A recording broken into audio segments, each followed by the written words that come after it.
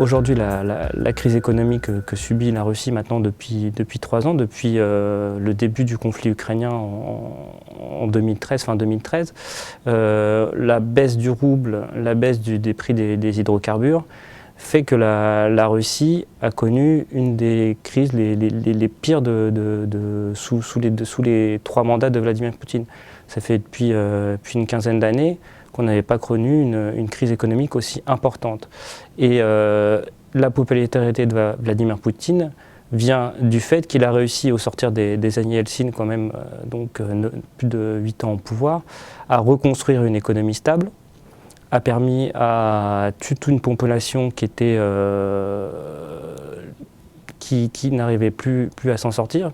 Les salaires étaient pour partie plus versés, les fonctionnaires touchaient une fois sur deux leur salaire, les retraites étaient plus versées. Il a reconstruit tout ce maillon de l'État qui était important, tous ces services publics qui étaient depuis la chute de l'URSS en déshérence. Il a permis à toute une population de se stabiliser et à une classe moyenne d'apparaître. Ça faisait partie du contrat social qui était fixé entre les élites et cette classe moyenne, c'est-à-dire du moment que l'économie va, on s'occupe moyennement de la politique et on lui laissait les pleins pouvoirs. Avec cette crise déjà post-2008, lors de sa réélection en 2011, quand il passe de Premier ministre à nouveau à président, il y a des premières contestations parce qu'on sent que le contrat est déjà rompu. Notamment l'élite qui vit à Saint-Pétersbourg et à Moscou veut avoir son mot à dire sur la vie politique russe et sur les engagements qui sont pris. On sent que déjà économiquement le pays va moins bien puisque l'économie est excessivement tournée vers les hydrocarbures, donc dès que les hydrocarbures vont mal, il y a une partie de l'économie qui flanche et avec ça le rouble qui dévisse au moindre risque. Donc on sent qu'il y a déjà son élection a du mal à passer pour une partie de la population. Ensuite, 2 ans plus tard, ce qui lui permet de rebondir et de redevenir populaire, c'est vraiment la crise ukrainienne et tout l'aspect international. C'est là-dessus que va s'installer son dernier mandat. C'est-à-dire sur l'Ukraine, sur la Syrie, sur l'Irak, c'est par ses postures internationales qu'il va construire sa nouvelle popularité.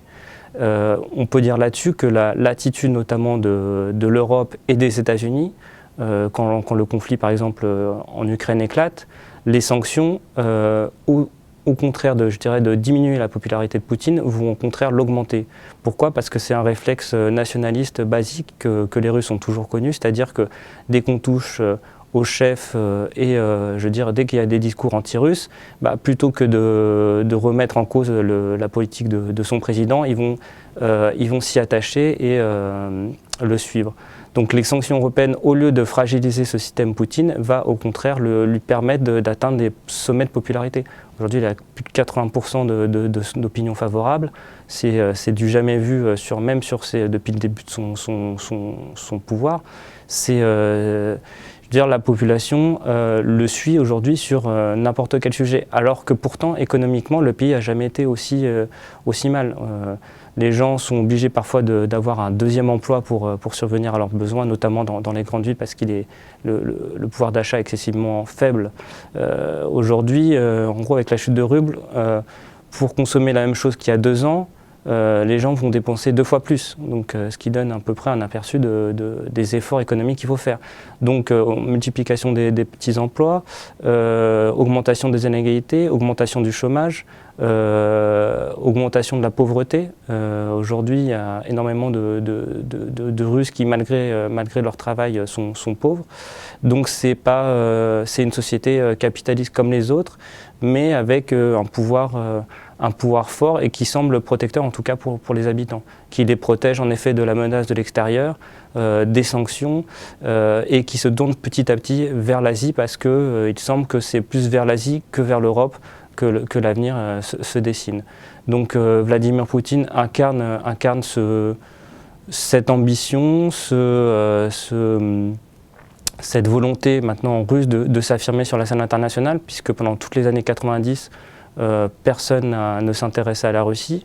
Ils ont pris claque sur claque, que ce soit par rapport à la construction de l'Union européenne, par rapport à l'OSCE, Et il y a un certain nombre de dossiers qui n'ont jamais été réglés. Et aujourd'hui, la Russie, en gros, est dans une posture de confrontation avec ce qu'on peut appeler l'Occident, c'est-à-dire surtout les États-Unis et l'Europe, et un nombre de pays atlantistes, que ce soit des pays baltes aux pays nordiques. Donc il y a vraiment un jeu de confrontation qui se met en place et dont Vladimir Poutine tire parti. On le voit aujourd'hui puisqu'il a vraiment construit son économie aussi dans l'hypothèse d'une troisième guerre mondiale. Des thèses qui sont aussi d'actualité, par exemple chez les dirigeants européens ou au sein de l'OTAN. Et Vladimir Poutine s'en sert, comme à chaque fois, c'est-à-dire il fait un espèce de contrebalancier ou voilà, c'est vraiment partie de cette stratégie, c'est-à-dire qu'il réagit plus par rapport aux positions de ses adversaires et du coup il développe une économie qui est sur une économie presque de guerre, avec un budget militaire qui n'a jamais été aussi important, un lobby militaro-industriel qui ne cesse de croître. Donc voilà, c'est un peu dans cette idée-là qu'il construit son futur mandat en 2018.